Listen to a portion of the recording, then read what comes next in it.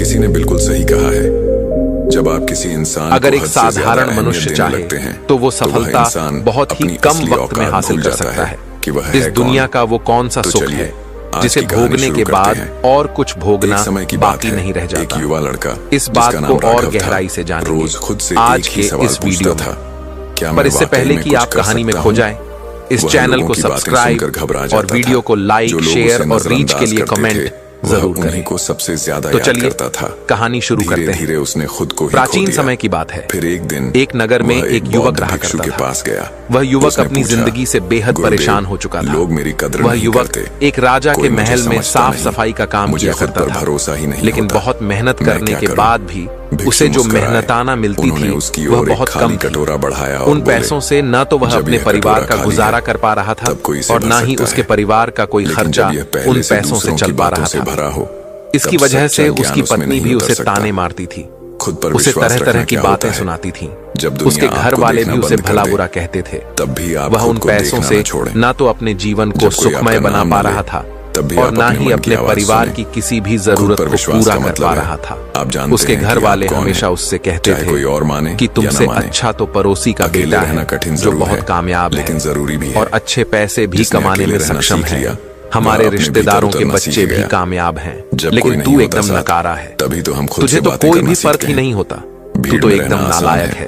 पर तू अकेले कुछ रहकर कर ही खुद नहीं से जोड़ना, सकता। यही कभी असली कभी साहस तो है। उस युवक के मन में ये लोग भी आपको ख्याल आता नजरअंदाज करेंगे कि शायद कभी भगवान मुझसे जानबूझकर, किसी चीज कभी का अनजाने बदला में। ले रहा है, पर हर या बार फिर जब हो कोई सकता आपको है कि मैंने नजरअंदाज अपने करे, पिछले जन्म में शायद कोई यह पाप ब्रह्मांड किया का तरीका है होगा जिस आपको अपने कारण आप मुझे तक वापस ऐसी भेजने जिंदगी का। मिली है। वो इन नजरअंदाज बातों होने का से मतलब यह अत्यधिक नहीं कि आप परेशान हो कमजोर चुका हैं। था।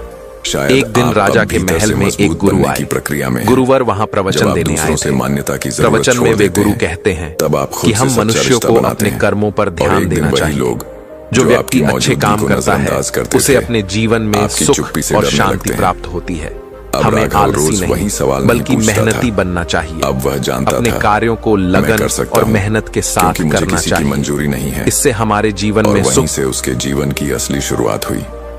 जब कोई शुरुआत करता है तो रास्ते धीरे धीरे खुलने लगते हैं, शब्द कम हो जाते हैं, पर समझ गहराती जाती है।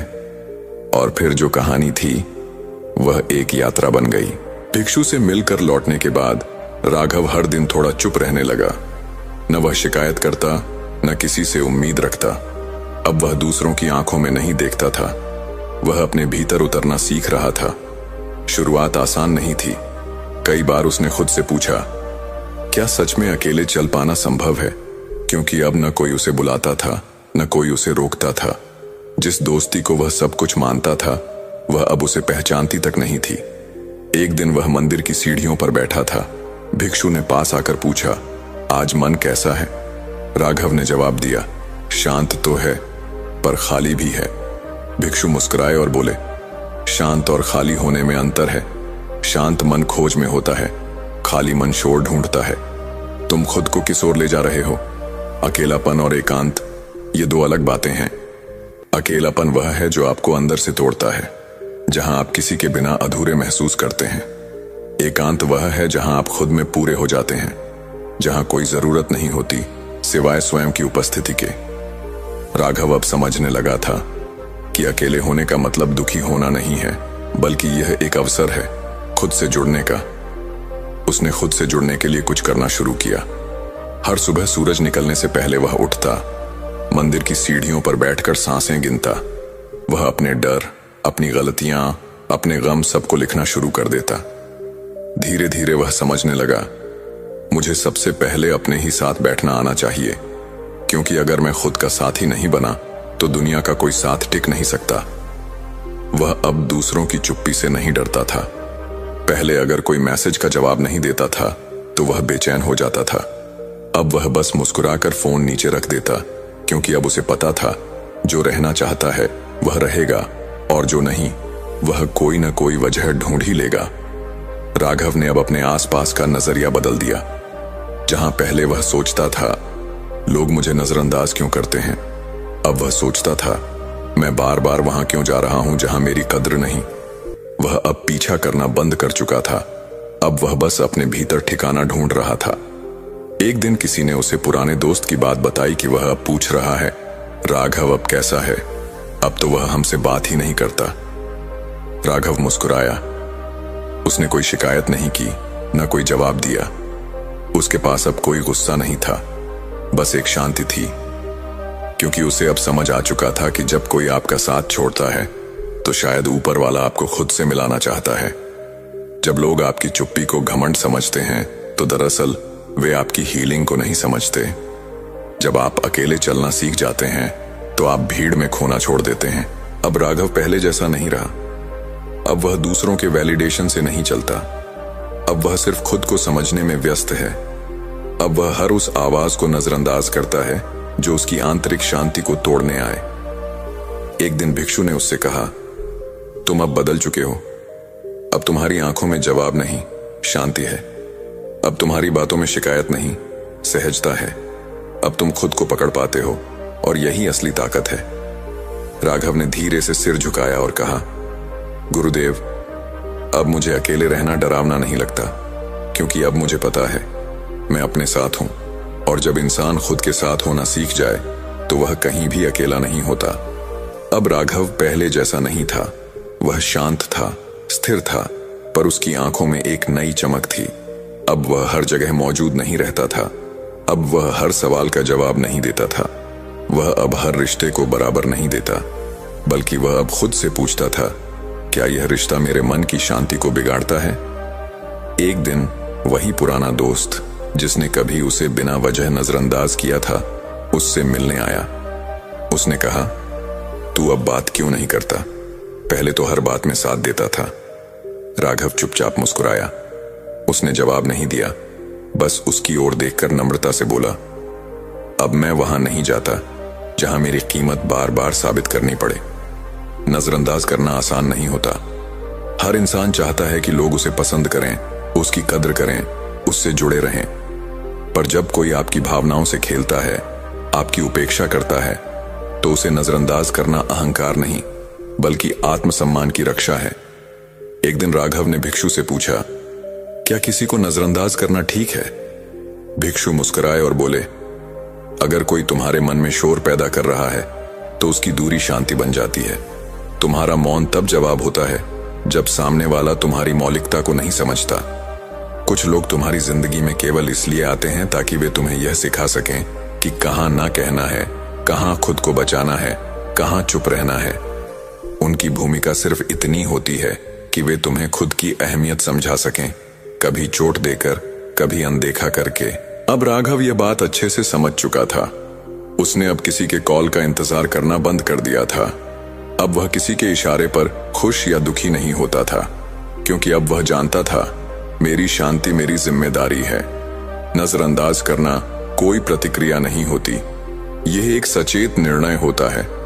जब आप बार बार चोटिल होते हैं और फिर भी समझाते हैं, वह करुणा है। लेकिन जब आप समझने के बाद खुद को बचाते हैं, वह बुद्धि है।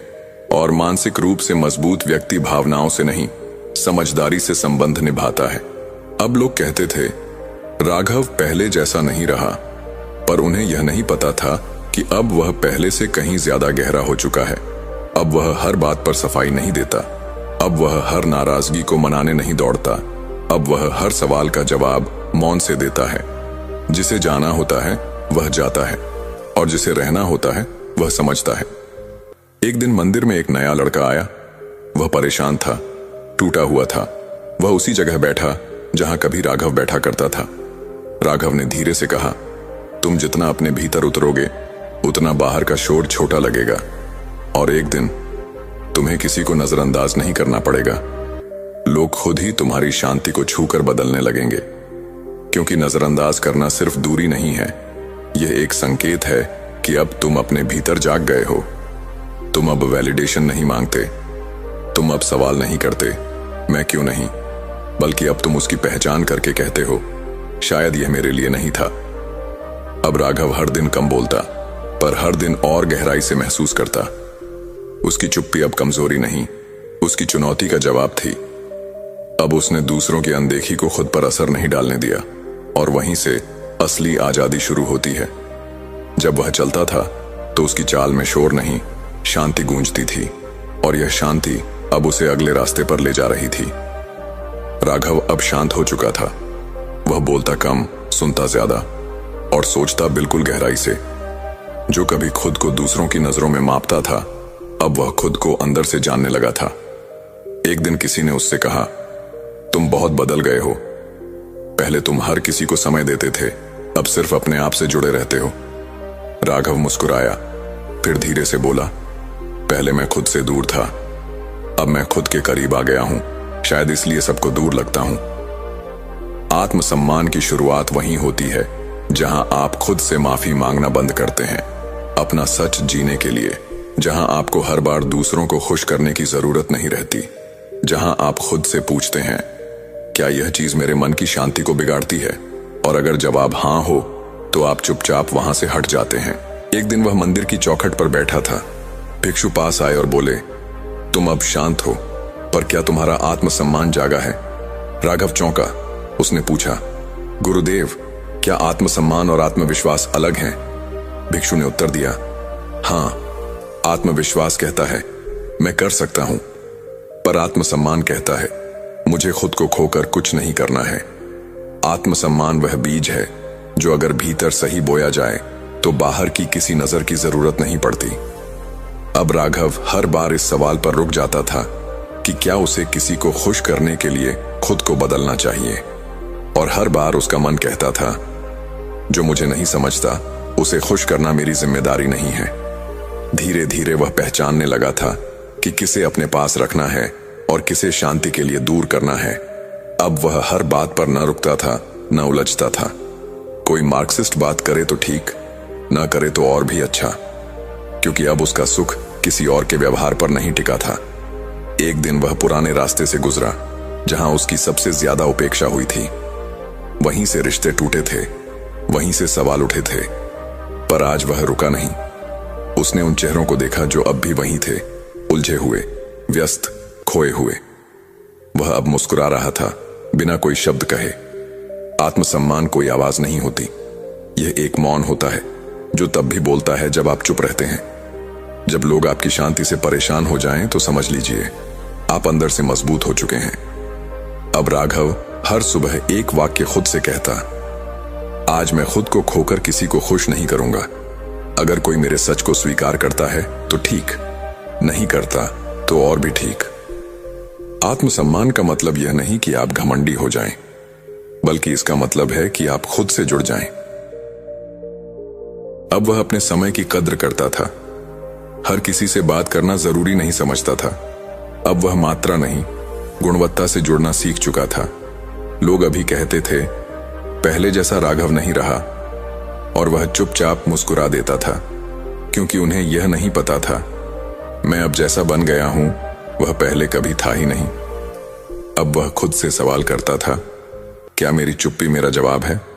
क्या मेरी दूरी मेरी सुरक्षा है? क्या मेरा सच इतना मजबूत है कि मुझे किसी को मनाने की जरूरत नहीं? हर बार जवाब हां होता, और तभी उसे एक बच्चा दिखा जो लोगों से नजरें चुराता हुआ चल रहा था। किसी की बात से दुखी, किसी की नजर से टूटा हुआ। राघव पास गया, हल्के से कंधे पर हाथ रखा और कहा, तुम जैसे हो वैसे ही ठीक हो। तुम्हें सबको खुश करने की जरूरत नहीं है। सबसे पहले खुद को खोने से बचो, यही आत्मसम्मान है। शब्द कम थे पर असर गहरा था। कभी जो खुद सवाल करता था, अब वह दूसरों को जवाब देने लगा था, मौन में, नजर में, व्यवहार में। अब उसका आत्मसम्मान उसकी परछाई बन चुका था, हर जगह साथ चलता, बिना शोर किए। और अब उसकी यह यात्रा उसे एक और एहसास की ओर ले जा रही थी। राघव बदल चुका था, न उसके कपड़े बदले थे, न उसका चेहरा, पर जो चीज सबसे ज्यादा बदली थी वह थी उसकी ऊर्जा। अब उसकी चुप्पी बोलने लगी थी। अब उसके पास किसी को मनाने की चाह नहीं थी और किसी को खोने का डर भी नहीं। अब वह शांत रहता था, लेकिन वह शांति थकान से नहीं, समझ से आई थी। वह जान चुका था, हर बार कुछ कह देना जरूरी नहीं होता। कई बार आपकी खामोशी आपका सबसे मजबूत जवाब बन जाती है।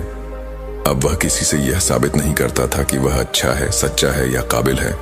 वह जानता था, जिसे समझना है वह बिना कहे समझ जाएगा, और जिसे नहीं, उसे कहने से भी फर्क नहीं पड़ेगा।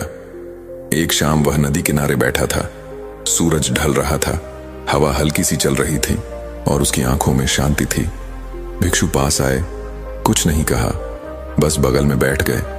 कुछ देर बाद उन्होंने मुस्कुराकर पूछा, अब क्या सीख लिया? राघव धीरे से बोला, अब मैं कुछ साबित नहीं करता, न किसी से न खुद से। मैं बस रहना सीख गया हूं जैसा मैं हूं। इनर पीस क्या होती है? वह कोई संगीत नहीं, कोई फूलों की घाटी नहीं। वह तो बस एक मौन अनुभव है, जहां कोई हड़बड़ी नहीं होती, कोई तुलना नहीं होती, कोई दौड़ नहीं होती। सिर्फ एक एहसास होता है, मैं जैसा हूं ठीक हूं। अब उसे अकेलापन नहीं लगता था, क्योंकि अब वह जानता था, जो व्यक्ति खुद के साथ बैठ सकता है वह कभी अकेला नहीं होता। अब वह भीड़ में रहकर भी शांत रहता और अकेले रहकर भी पूरी तरह पूर्ण महसूस करता। और अब जब वह चलता था तो उसके कदमों से आवाज नहीं आती थी, पर उसकी मौजूदगी कई टूटे हुए दिलों को संभालने लगी थी। एक दिन मंदिर के बाहर एक लड़का आया, थोड़ा टूटा हुआ, थोड़ा खोया हुआ। वह वही सवाल लेकर आया जो कभी राघव ने खुद से पूछा था, लोग मेरी कद्र नहीं करते, क्या मैं सच में लायक हूं? राघव ने उसे देखा, पानी से भरा कटोरा उसकी ओर बढ़ाया और मुस्कुराकर कहा, सबसे पहले यह कटोरा खाली करो, तभी नया विश्वास उसमें जगह बना पाएगा। अब वह सिखा रहा था, बिना गुरु बने, बस खुद के साथ जुड़कर पूरे मन से मैं हूं कहना सीख जाना। अब उसकी शांति उसकी पहचान बन चुकी थी। वह कम बोलता था, पर उसकी मौन उपस्थिति लोगों को गहराई से छू जाती थी। अंत में उसने खुद से कहा, मैंने बहुत कुछ खोया है, पर जो नहीं खोया वह इस पूरी यात्रा की सीख है। खुद पर विश्वास रखो, अकेले रहना सीखो, और जहां तुम्हारी कद्र नहीं वहां से चुपचाप हट जाना सीखो। और अगर आज आपने इस कहानी में अपनी झलक देखी हो तो याद रखिए, आप अकेले नहीं हैं। अपने मन की बात यहां साझा करें और लिखें, अब मैं खुद के साथ पूरी तरह जुड़ रहा हूं। आपका हर एक शब्द हमारे लिए प्रेरणा है। शांत रहिए, सच्चे रहिए और खुद को खोकर नहीं, खुद को पाकर जीना सीखिए। दोस्तों, आज की इस बौद्ध कहानी में हम देखेंगे कि क्या हमारा ज्यादा अच्छा होना हमारे लिए बुरा साबित भी हो सकता है। दोस्तों, हम सभी को अच्छा इंसान बनने की सीख मिलती है और हम यही सीखते हैं कि बुरे कर्म से बचें और दूसरों का सम्मान करें। लेकिन कई बार हम यह भूल जाते हैं कि कभी कभी हमारी अच्छाई का गलत फायदा भी उठाया जा सकता है। अच्छा इंसान किसे पसंद नहीं आता। बचपन से ही हमें सिखाया जाता है कि अच्छा इंसान बनो, अच्छे कर्म करो, किसी का गलत फायदा ना उठाओ। लेकिन यह सिखाया नहीं जाता कि जब हम पर कुछ लोगों द्वारा अन्याय किया जाता है तो हमें कैसे रहना चाहिए। जब हमारा गलत फायदा उठाया जा रहा हो, क्या तब भी अच्छे बने रहना और हमारा आत्मसम्मान खोना सही है? जब एक अच्छे इंसान का हक जबरदस्ती छीना जा रहा हो, क्या तब भी अच्छे बने रहना ठीक है? दोस्तों, अच्छा होना आजकल एक आदर्श माना जाता है। जैसे कि आपने अपने आसपास के लोगों को यह कहते सुना होगा कि देखो वह इंसान कितना ज्यादा अच्छा है। लेकिन हम इस बीच ये भूल जाते हैं कि अच्छे होने की भी एक सीमा होनी जरूरी है। हमें यह याद रखना चाहिए कि हद से ज्यादा अच्छा होना भी सही नहीं होता। और अगर हम ये भूल जाएंगे तो यह दुनिया हमें यह बार बार याद दिलाएगी और साबित करेगी कि हद से ज्यादा अच्छा होना भी सही नहीं होता। अक्सर आपने यह देखा होगा कि जो जितना अच्छा होता है उसे उतना ही दुख मिलता है। पर ऐसा क्यों? व्यक्ति हमेशा दूसरों की भावनाओं और जरूरतों को अपने आप से अधिक महत्वपूर्ण मानता है और इसी कारण वह खुद को एक कठिन स्थिति में पाता है। अक्सर उसे ऐसा महसूस होता है कि आखिर क्यों उसके किए हुए अच्छे कामों को लोग नजरअंदाज करते हैं और उल्टा उसी का गलत फायदा उठाया जाता है। कभी ज्यादा काम करवाने से लेकर तो कभी उसे बिना कोई महत्व देकर नजरअंदाज करने तक किसी के लिए हम अच्छा करते हैं, तो वहीं से हमें दुख प्राप्त क्यों होता है? आमतौर पर जब कोई आदमी कभी क्रोध कर दे या दुखी होकर किसी को भला बुरा कह दें तो हम उसे बुरा समझने लगते हैं। ऐसा आपके साथ भी हुआ होगा कि आपने कभी ना कभी तंग होकर किसी को कुछ भला बुरा कह दिया होगा और सिर्फ उसी कारण आप लोगों के नजरों में बुरे माने जाने लगे। और जैसे कि कर्म और फल का नियम कहता है, बुरे कर्मों का परिणाम बुरा मिलेगा। आज तक आप यही समझते आए हैं कि सिर्फ बुरे कर्मों का फल बुरा होगा, लेकिन आज की इस कहानी के बाद आप यह समझ जाओगे कि अच्छे इंसान के साथ भी बुरा हो सकता है। जब वह हद से ज्यादा अच्छा बन जाए तो उस इंसान को दुख ही मिलेगा, उसका परिणाम भी बुरा ही हो सकता है। तो चलिए आज की इस बौद्ध कहानी के द्वारा हम यह समझेंगे कि ऐसी स्थिति में हमें क्या करना चाहिए, और यह भी जान लेंगे कि ज्यादा अच्छा होना अच्छा है या बुरा। तो चलिए शुरू करते हैं। बहुत समय पहले की बात है। एक नगर में एक धनी सेठ जिसका नाम ध्यानचंद रहता था, जो बहुत दयालु था। इतना बड़ा व्यापार और बहुत सारा धन होने के बावजूद वह एक भोला और दान करने वाला इंसान था। वह हर किसी की मदद करता था। उसके मन में लोगों के प्रति प्यार और दया की भावना थी। वह किसी का भी दुख नहीं देख पाता था। ध्यानचंद के इतने दयालु और भोलेपन की वजह से उसके आसपास के लोग उसकी इसी बात को उसकी कमजोरी समझकर उसका फायदा उठाते थे। कुछ लोग सेठ ध्यानचंद के सामने झूठ मूठ का रोना रोकर उससे पैसे उधार ले जाते थे। सेठ ध्यानचंद अमीर तो था ही और ऊपर से दयालु भी। जब वह सेठ उन लोगों की दुखी हालत देखता और उनकी परेशानियां सुनता तो उसका मन भर आता, और जब वह लोग उससे कहते कि मुझे थोड़ा धन उधार चाहिए या तुम मेरी मदद करोगे, मैं तुम्हारा यह एहसान कभी नहीं भूलूंगा, तो वह मना नहीं कर पाता। वह यह सोचकर धन दे देता कि अभी इसका बुरा वक्त चल रहा है, इसको मेरी मदद की जरूरत है, बाद में यह पैसे लौटा देगा। धीरे धीरे वक्त गुजरता गया। लोग उस सेठ ध्यानचंद के आगे बिना बात का रोना रोते और उसका धन ले जाते और कभी वापस नहीं करते।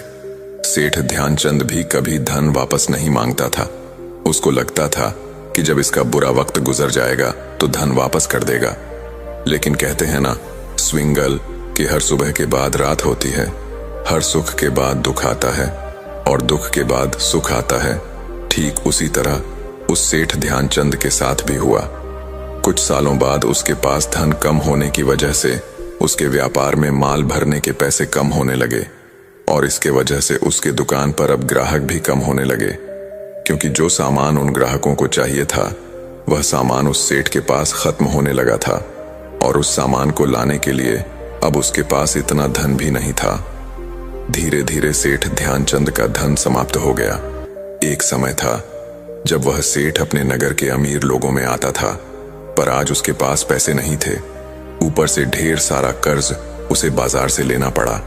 उसे समझ नहीं आ रहा था कि वह क्या करे। सेठ ध्यानचंद ने भगवान बुद्ध के बड़े चर्चे सुन रखे थे। उसे यह पता था कि उसके बहुत मित्रों ने उनके पास जाकर अपने जीवन के लिए सही मार्गदर्शन लिए हैं, और वह जो ज्ञान देते हैं वह काफी जिंदगियां सुधार चुका है। उसने निश्चय किया कि अब तथागत गौतम बुद्ध ही उनकी समस्या का हल बताएंगे। यही सोचकर वह अगले दिन गौतम बुद्ध से मिलने निकल पड़ता है। वहां जाकर बुद्ध को प्रणाम करता है। फिर सेठ ध्यानचंद गौतम बुद्ध से कहता है, मुझे मेरी समस्या का निवारण चाहिए। गौतम बुद्ध कहते हैं, पूछो क्या पूछना है। फिर सेठ ध्यानचंद उन्हें सारी बातें बताता है कि कैसे वह लोगों की मदद करके अमीर से गरीब हो गया, कैसे उसने बस लोगों की बुरी हालत देखकर अपने व्यापार के पैसे उन्हें मदद करने के लिए दे दिए, और आज वह खुद जरूरतमंद हो गया है। गौतम बुद्ध उसकी सारी बातें ध्यान से सुनते हैं और कहते हैं कि तुम बहुत ही ज्यादा सीधे और दयालु हो। जरूरत से ज्यादा सीधा होना भी हमारे लिए मुसीबत पैदा कर सकता है। आगे गौतम बुद्ध कहते हैं, तुम लोगों की मदद इसलिए करते थे ताकि वह मुसीबत से बाहर निकल सके, लेकिन लोगों ने इसका फायदा उठाया और तुम्हें ठगने का काम करते रहे। उस सेठ ने कहा, आप बिल्कुल सही कह रहे हैं गुरुवर, मेरे दुखों का कारण मेरा ज्यादा सीधा होना, सरल होना और दयावान होना ही लग रहा है, लेकिन मैं अब क्या करूं? मुझे रास्ता बताइए। क्या मैं बुरा बन जाऊं, दया निकाल कर फेंक दूं, निर्दय हो जाऊं?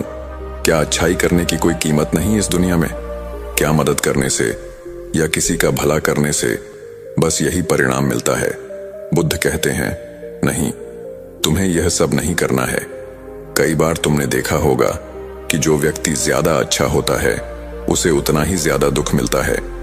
इसका सीधा कारण है कि वह अपने अधिकारों को सामने वाले की इच्छाओं से कम दर्जा देता है, और फिर उसे जब भी आपसी अनबन होती है तो उसे अधिक तकलीफ होती है। लेकिन उसी के विपरीत हमें हमेशा यह भी नहीं सोचना चाहिए कि हमारा अच्छा और भला करना बेकार है, या यह बस हमारी कमजोरी है? हमें अच्छाई का हाथ कभी नहीं छोड़ना चाहिए। हमें बस यह सीखना है कि कभी कभी हमें भी अपनी बात रखने का अधिकार है और हमें अपने अधिकारों की रक्षा करनी चाहिए। इसलिए हमें अच्छे इंसान बने रहने के साथ साथ अपने अधिकारों की रक्षा करना भी सीखना होगा। अगर हमें गलत तरीके से नुकसान हो रहा है, कोई हमारा गलत फायदा उठा रहा है, तो हमें उसका सामना करने के लिए सही तरीके से खड़ा होना जरूरी है। यही एक सच्चे और अच्छे इंसान की पहचान और शख्सियत होती है।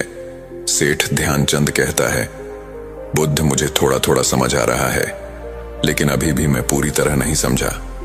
इस पर बुद्ध कहते हैं, चलो मैं तुम्हें एक कहानी सुनाता हूं, उसके बाद तुम्हें समझ आ जाएगा कि तुम्हें क्या करना है और क्या नहीं करना है।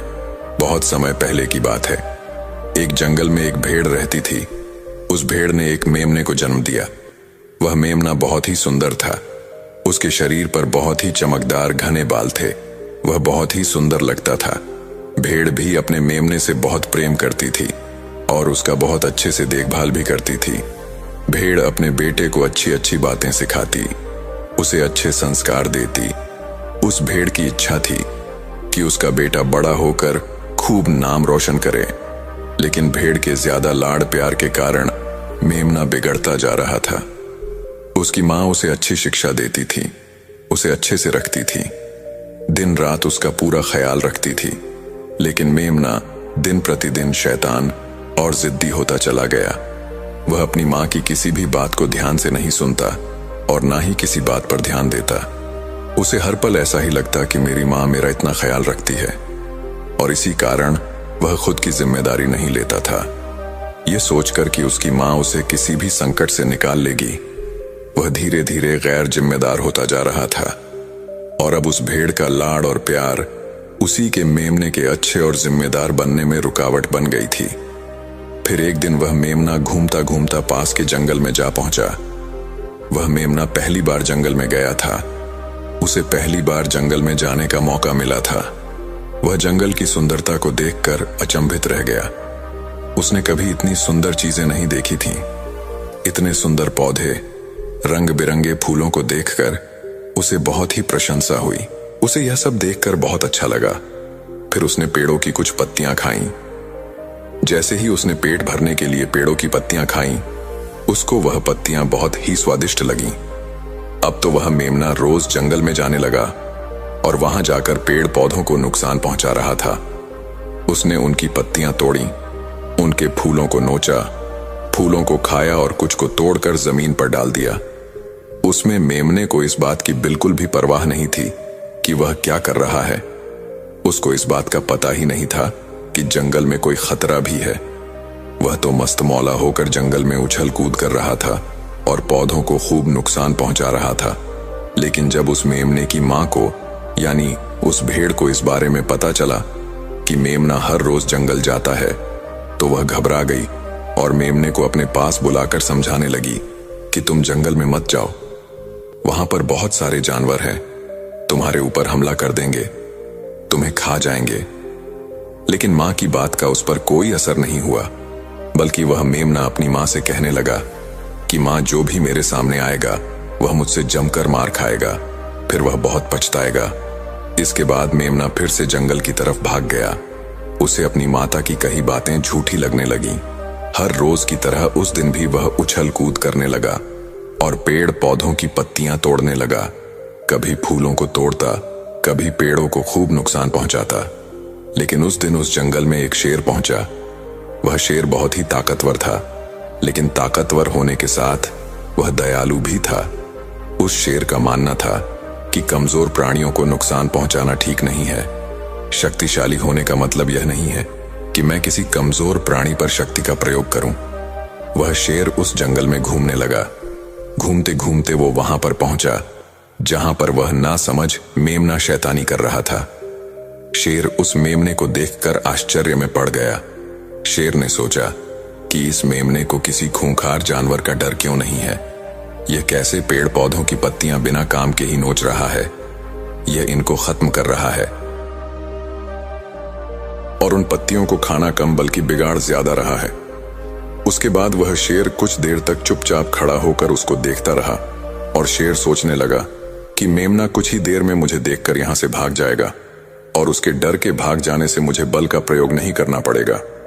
लेकिन ऐसा नहीं हुआ। शेर बहुत देर तक खड़ा रहा और वहीं इंतजार करने लगा कि मेमना यहां से कब जाएगा। लेकिन मेमना तो भोजन करने में व्यस्त था, उसे शेर का कोई ख्याल ही नहीं था। मजे से पेड़ पौधे की पत्तियां नोच रहा था, उन्हें खा रहा था, सब कुछ बेकार कर रहा था। जब शेर ने देखा कि मेमना उसे देखने के बाद भी वहां से नहीं जा रहा, तो खुद वह मेमने के पास जाता है और वहां जाकर बोला, सुनो बच्चे, इस जंगल में फूल पत्तियों को नुकसान क्यों पहुंचा रहे हो? उन्हें जितना जरूरी है तुम्हारे भोजन के लिए, बस उतने ही तोड़ो। तुम बहुत फूल पत्तियां यूं ही नष्ट कर रहे हो। अगर तुम इन पेड़ पौधों को और इन फूल पत्तियां को नुकसान पहुंचाओगे तो तुम अच्छे बच्चे कैसे बनोगे? अच्छे बच्चे कभी भी इस तरह जंगल में आकर पेड़ पौधों को नुकसान नहीं पहुंचाने लगते हैं। तुम्हारी मां ने तुम्हें अच्छा बच्चा नहीं बनाया। शेर की बातें सुनकर वह घमंड से बोलता है, तुम्हें अच्छे बच्चे बने रहना है, तुम बने रहो। मैं तो जैसा हूं वैसा ही ठीक हूं, मैं वैसे ही रहूंगा जैसे मुझे रहना है। शेर हैरान हो जाता है, लेकिन फिर शेर मेमने को बच्चा समझकर माफ कर देता है, क्योंकि शेर नहीं चाहता था कि उस बच्चे पर हमला करना पड़े। मेमना शेर से कहता है, तुम खतरनाक तो कहीं से नजर नहीं आते, चले जाओ यहां से, बड़े आए खतरनाक बोलने वाले। तुम मेरा दिमाग ज्यादा खराब मत करो, चले जाओ यहां से, अपना रास्ता नाप लो और मुझे इन फूल पत्तियों को खाने दो। ये कहकर वह घमंडी मेमना पत्तियां खाता हुआ आगे चला गया और शेर उसे बस हैरानी से देखता रह गया। तभी वहां पास में ही झाड़ियों के पीछे एक लोमड़ी छुपी हुई थी। वह लोमड़ी शेर और मेमने की सारी बातें सुन रही थी। उस लोमड़ी को शेर राजा की इस तरह बेइज्जती बर्दाश्त नहीं हुई, तो वह वहां से झाड़ियों से निकलकर शेर के पास आ पहुंची और शेर के पास आकर बोली, क्षमा कीजिएगा महाराज, आप तो इस जंगल के महाराज हैं, इतने बलशाली हैं, आप चाहे तो इसे 2 मिनट में मजा चखा सकते हैं और उसे आपका अपमान करने से रोक सकते थे, फिर आपने कुछ भी क्यों नहीं किया?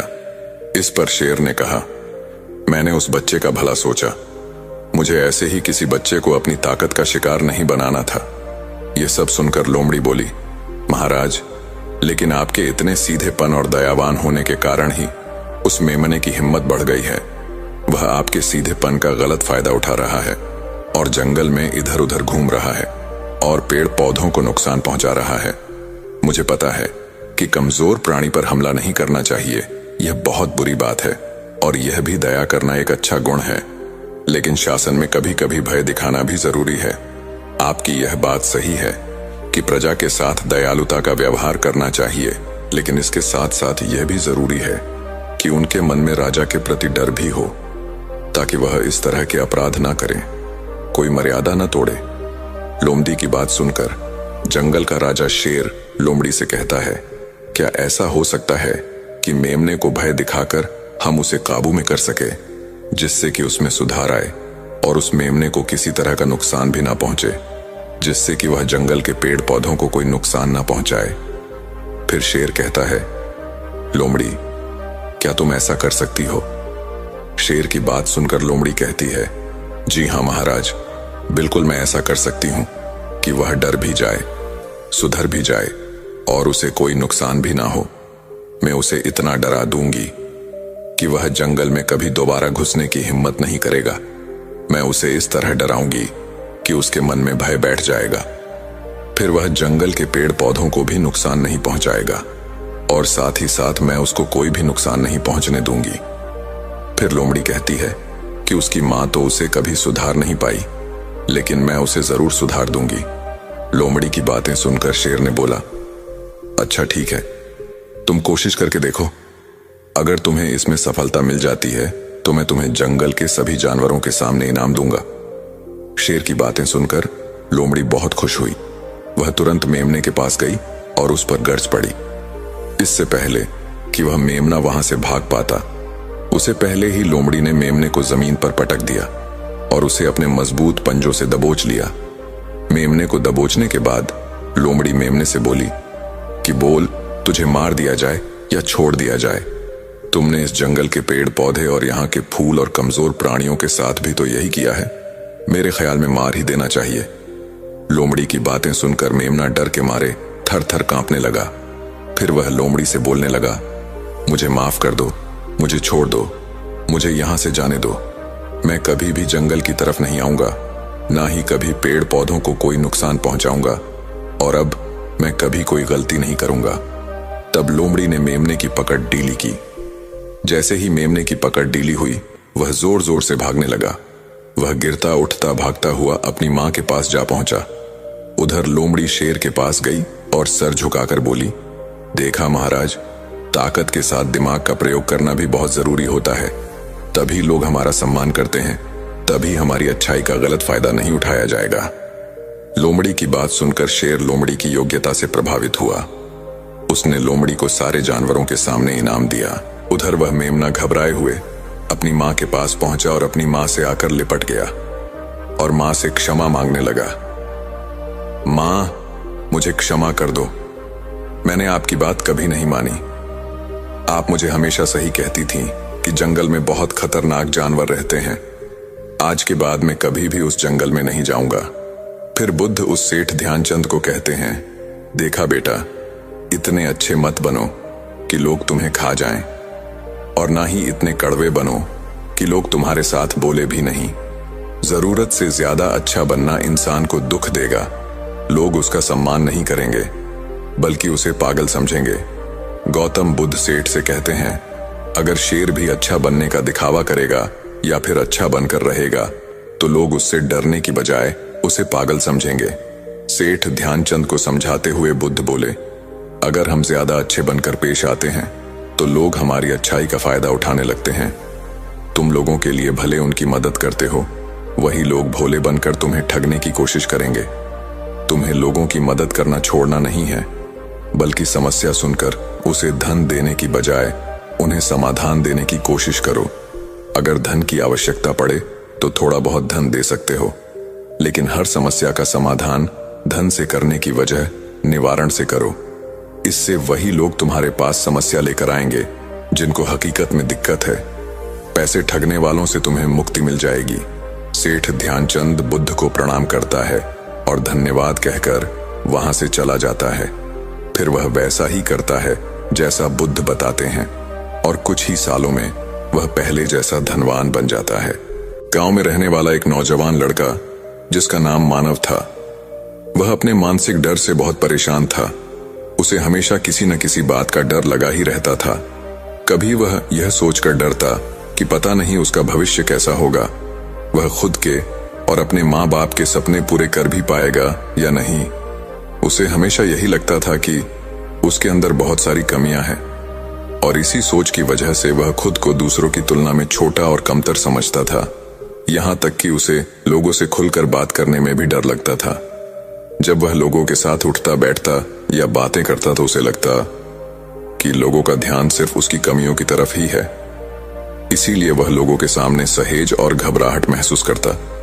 उसे इस बात से भी जलन होती थी कि उसके आसपास के लोग उससे आगे कैसे निकल रहे हैं। साथ ही उसे इस बात का डर भी लगा रहता कि कहीं उसके मित्र या आसपास के लोग उससे आगे न निकल जाएं, और अगर ऐसा हुआ तो वह उनके सामने छोटा और कमजोर साबित हो जाएगा। इसी पिछड़ने और कमजोर साबित होने के डर से वह पता होने के बाद भी अपने मित्रों और साथियों के साथ ऐसी किसी भी जानकारी या अवसर को साझा नहीं करता था जिसमें उसे लगता था कि सामने वाला उस जानकारी या अवसर का फायदा उठाकर उससे आगे ना निकल जाए। वह मानसिक रूप से इतना भयभीत और कमजोर हो चुका था कि उसे लोगों को असफल होता हुआ देख खुशी मिलती थी। वह अक्सर अपने काम और तरक्की की तुलना अपने आसपास के दूसरे लोगों से करता, और जो व्यक्ति उससे अधिक सफल होता, उस व्यक्ति के प्रति उसके मन में जलन और ईर्ष्या के भाव पैदा होने लगता, और जो व्यक्ति उससे कम सफल होता, उस व्यक्ति को देखकर उसे खुशी मिलती। अपने इस तुलनात्मक और नकारात्मक सोच और डर की वजह से मानव अक्सर अशांत ही रहता था, और उसे पता था कि ये डर और तुलनात्मक सोच उसके लिए ठीक नहीं है। ये उसे पीछे की ओर खींच रही है। लेकिन फिर भी बहुत कोशिश करने के बाद भी वह अपने इस मानसिक डर और नकारात्मक सोचने की आदत को छोड़ नहीं पा रहा था, और समय के साथ उसका यह डर और भी अधिक बढ़ता जा रहा था, जिससे वह और भी अधिक चिंता और तनाव से घिरता जा रहा था और कुछ भी कर नहीं पा रहा था। फिर एक दिन अचानक मानव को एक बौद्ध गुरु के बारे में पता चला, जो कि उसके पड़ोस के बने गांव के बौद्ध मठ में ही रहा करते थे। वह बौद्ध गुरु अधिक ज्ञानी व्यक्ति थे और उनके अत्यधिक शिष्य भी थे। वह अपनी बुद्धि और ज्ञान के बल पर लोगों की बड़ी बड़ी समस्याओं का समाधान निकालने के लिए उस पूरे क्षेत्र में प्रसिद्ध थे। बौद्ध गुरु के बारे में जानकारी मिलते ही मानव अगले दिन बौद्ध गुरु के पास पहुंच जाता है और उन्हें प्रणाम कर उनके समक्ष एक उदास चेहरे के साथ बैठ जाता है। पहले तो बौद्ध गुरु ने उसके चेहरे की तरफ बड़े ध्यान से देखा और फिर एक बहुत ही शांत और मधुर आवाज में उसके आने का कारण पूछा। मानव ने बड़े ही उदास और दुखी मन के साथ अपनी कहानी सुनानी शुरू की। उसने कहा, गुरुदेव, मैं अक्सर डरा हुआ और असंतुष्ट रहता हूं। मैं अक्सर अपने भविष्य और काम को लेकर चिंतित और भयभीत रहता हूं। मुझे हमेशा दूसरों से पिछड़ने और कमजोर साबित होने का डर सताता रहता है। मुझे दूसरों की सफलता देखकर जलन और ईर्ष्या होती है और उनकी असफलता में खुशी मिलती है। मैं हर पल खुद पर संदेह करता रहता हूं और दूसरों से अपनी तुलना करता रहता हूं, जिसकी वजह से मैं अंदर से बहुत ही अशांत और परेशान हो चुका हूं। और इस अशांत और डर की वजह से मैं अपने जीवन में कुछ बड़ा नहीं कर पा रहा हूं। गुरुदेव, मैं आपके पास बड़ी उम्मीद लेकर आया हूं। कृपया मुझे कोई सही रास्ता दिखाइए। बौद्ध गुरु ने मानव की बात पूरे ध्यान से सुनी और फिर एक शांत व गंभीर आवाज में कहना शुरू किया। यह सभी डर और लक्षण केवल उस व्यक्ति में पाए जाते हैं जिसमें आत्मविश्वास की कमी होती है, जिसे खुद पर भरोसा नहीं होता और जो खुद के साथ सहज नहीं होता।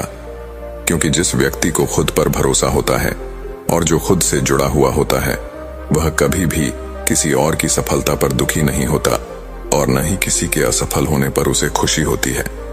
एक आत्मविश्वास से भरा व्यक्ति इस डर में नहीं जीता कि वह लोगों से पिछड़ जाएगा या फिर उनकी नजरों में कमजोर साबित हो जाएगा, क्योंकि उसे अपनी काबिलियत और मेहनत पर भरोसा होता है। इसी वजह से वह हर परिस्थिति में अपना सर्वश्रेष्ठ देने का प्रयास करता है, बिना परिणाम की चिंता करे। आज तुम्हें मैं 9 ऐसी आदतों के बारे में बताऊंगा जो उन लोगों के अंदर पाए जाते हैं जो आत्मविश्वास से भरे होते हैं, जिन्हें खुद पर भरोसा होता है, जो खुद के साथ सहज होते हैं और खुद से जुड़े होते हैं। और इन आदतों को अपनाकर तुम भी खुद को आत्मविश्वास से भर सकते हो, खुद के साथ तालमेल बैठाना सीख सकते हो और खुद को डर, जलन, ईर्ष्या, तुलना जैसे नकारात्मक विचारों से दूर रहकर अपने काम पर ध्यान दे सकते हो। तो मेरी इन बातों को ध्यान से सुनना और यह समझने का प्रयास करना कि तुम कहां पर खड़े हो, यानी इनमें से कौन सी आदतें तुम्हारे अंदर है और अभी ऐसी कौन सी आदतें हैं जो तुम्हें अपने अंदर विकसित करनी है एक शांत, खुशहाल और सफल जीवन जीने के लिए। तो चलो शुरू करते हैं। तो पहली आदत है कि चीजों और बातों को व्यक्तिगत रूप से लेना बंद करो। हर चीज को व्यक्तिगत यानी अपने ऊपर लेने की कोई जरूरत नहीं है, क्योंकि कोई भी इंसान अगर चीजों को व्यक्तिगत तौर पर लेता है, अगर कोई बात किसी समूह के लिए बोली जा रही है या आम तौर पर सबके लिए बोली जा रही है और वह व्यक्ति उस बात को अपने ऊपर ले लेता है, तो वहां पर वो खुद को बहुत ज्यादा अपमानित महसूस करता है और अपने आत्मविश्वास को बहुत गहरी चोट पहुंचा लेता है। हमें चीजों को व्यक्तिगत रूप से लेने की बजाय, उसे व्यक्तिगत अर्थ देने की बजाय उसका सामूहिक और परिस्थिति अर्थ निकालना चाहिए। यानी वो बात कितनों के लिए, किस मकसद से, किस परिस्थिति में बोली गई है, इस बात को ध्यान में रखते हुए उसका मतलब निकालना चाहिए। और जो भी व्यक्ति अपने साथ सहज होता है, उसे खुद पर भरोसा होता है, वह खुद को जानता है कि वह कौन है, इसीलिए वह कभी भी चीजों को व्यक्तिगत रूप से नहीं लेता। इसके बजाय वह मौजूदा परिस्थिति के अनुसार उस बात का मतलब निकालता है। जब हम परिस्थिति और मौके के अनुसार चीजों या कही गई बातों का मतलब निकालना सीख जाते हैं, तो फिर हम खुद को बेवजह का दोष देने और खुद पर बेमतलब का दबाव देकर परेशान होने से बच जाते हैं। दूसरी आदत है अपने आप पर और अपनी काबिलियत पर भरोसा रखना। अपने आप पर भरोसा करना यह सबसे खूबसूरत एहसास है। दूसरों का हम पर भरोसा करना यह हमारे लिए बहुत अच्छी और खास बात तो है ही, लेकिन जब हम खुद पर भरोसा करना सीख जाते हैं तो जीवन बहुत ही आसान और खूबसूरत बन जाता है। क्योंकि जब हमारा खुद पर विश्वास पक्का हो जाता है तो फिर कोई हमारा साथ दे या ना दे, हम जीवन में आगे बढ़ते जाते हैं। और कितनी भी बड़ी से बड़ी मुसीबत हमारे सामने आए तो वह घुटने टेक कर चली जाती है और हम हंसते मुस्कुराते हुए आगे बढ़ते चले जाते हैं। आत्मविश्वास से भरे लोगों की तीसरी आदत है कि उनकी जिंदगी में एक ठहराव होता है और वो बिना किसी घबराहट के अपना पर्याप्त समय लेते हैं। जीवन में सब कुछ तुरंत नहीं मिलता और ना ही हर समय परिस्थितियां हमारे अनुकूल होती हैं। ऐसा नहीं होता कि सब कुछ एकदम से और तुरंत हो जाएगा। कई बार ऐसा होता है कि हमें रुकने की जरूरत पड़ती है, चीजों को अच्छे से समझने और करने के लिए थोड़े ठहराव की जरूरत पड़ती है। और इस बीच जो समय लगता है, इसमें ज्यादातर लोग अपना धैर्य खो देते हैं। लेकिन जो इंसान मजबूत होगा, सहेज होगा, उसमें यह खासियत होगी कि वह थोड़ा सा समय लेगा, लेकिन उसे भरोसा होगा कि जो समय वो ले रहा है, जो समय उस काम में लग रहा है, वह वास्तव में उसे और उसके जीवन को बेहतर बना रहा है। तो वो इंसान खुशी खुशी अपना समय लेगा, इंतजार करेगा। विचलित और परेशान होने के बजाय उसके अंदर अधिक धैर्य और आभार होगा कि चलो चीजें कम से कम बेहतर तो हो रही हैं। तो वो समय की कद्र करेगा, अपने अंदर शांति बनाए रखेगा और समय बहुत ही अच्छे से और शांति से बीत जाएगा। आत्मविश्वास से भरे और मानसिक रूप से मजबूत लोगों की चौथी आदत यह है कि वो दूसरों को भी आगे बढ़ाने में विश्वास करते हैं। एक मजबूत इंसान ही दूसरे को भी आगे बढ़ा सकता है, उसे ऊंचा उठा सकता है, उसे कुछ सिखा सकता है। जो इंसान खुद में मजबूत होता है, खुद को पसंद करता है, खुद के साथ सहेज होता है, संतुष्ट होता है, वही इंसान दूसरों की मदद कर सकता है। लेकिन जो खुद ही बेचारा है, खुद ही कमजोर है, स्वयं से संतुष्ट नहीं है, वह क्या दूसरों की मदद करेगा? उसे तो खुद दूसरे लोगों से मदद की जरूरत है। लेकिन जो इंसान खुद पर भरोसा करता है, वह खुद के साथ सहेज और संतुष्ट होता है। इसलिए वह किसी भी प्रकार की जलन, ईर्ष्या या तुलना के चक्कर में नहीं पड़ता। उसे दूसरे लोगों की मदद करने में भी खुशी मिलती है। खुद पर भरोसा करने वाले और मानसिक रूप से मजबूत लोगों की पांचवी आदत यह है कि वह बिना अधिक क्रोधित हुए, बिना अपना आपा खोए, बिना किसी को नुकसान पहुंचाए और बिना डरे अपनी बात को अच्छी तरह से रखना जानते हैं। क्योंकि ऐसा इंसान अपने साथ सहेज और ईमानदार होता है। इसीलिए उसे अपनी गलतियों के बारे में भी पता होता है और उसे यह भी पता होता है कि कहां पर वह निर्दोष है। इसीलिए वह अपनी गलतियों को पूरी विनम्रता से स्वीकार कर लेता है और जब वह सही होता है तो बिना डरे अपना पक्ष लेता है और अपनी बात पूरी मजबूती से रखता है।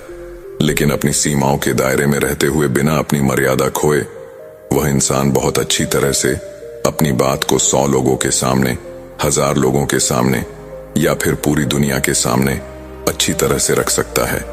इसी प्रकार से इन लोगों की छठी विशेषता यह है कि ये लोग मानसिक और भावनात्मक रूप से मजबूत और शक्तिशाली होते हैं।